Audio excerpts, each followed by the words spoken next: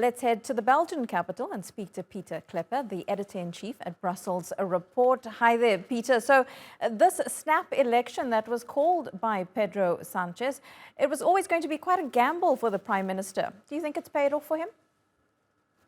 Yes, I think so. As your correspondent said back in May, most people thought that the Conservative side would win.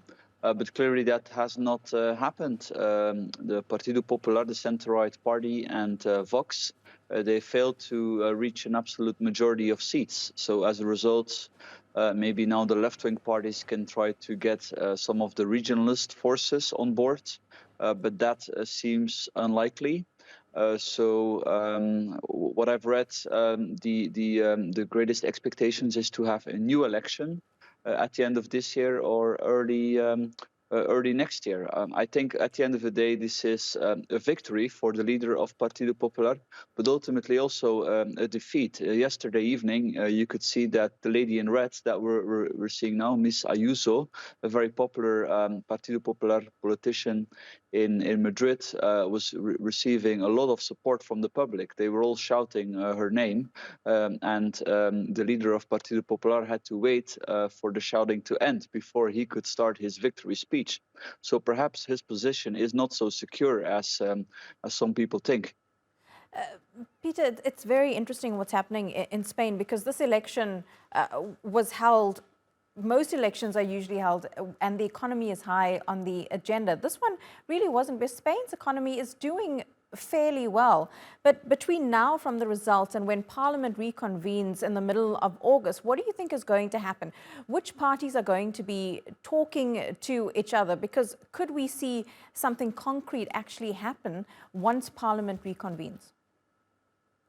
What we'll see is that parties try to form a government, and probably the incumbent government is maybe going to manage to scrape some support to drag itself until the next election. But I would not expect something much different unless there would be a big change coming from the regionalist party, specifically from the party from Mr. Puigdemont, an MEP and one of the leaders of the Catalan independence movement.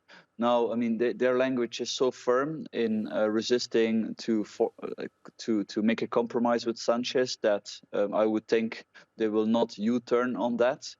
Especially when we have two presidents already of an election being followed by another election. So I think the money should be on that, another election, and then voters may,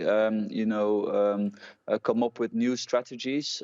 We see a lot of strategic voting. That's why I think Vox, the right-wing populist party, lost so much to Partido Popular. Mm-hmm. So when we see new alternative strategic voting behavior by voters, perhaps early next year, one of the forces may actually have an absolute majority.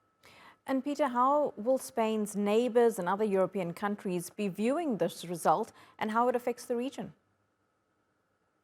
That's a good question. So there was a lot of talk of a right-wing,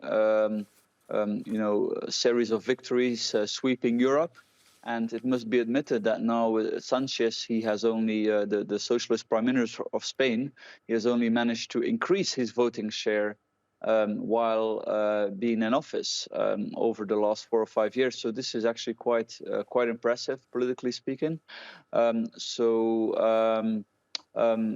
think the big question will now be, in my view, what happens, as I mentioned, within the Partido Popular. Will they continue with the current leadership, or will they opt for a new leadership, a new personality, Miss Ayuso? I think that may be actually the one thing that ultimately, shifts the hopes for a victory for the centre-right.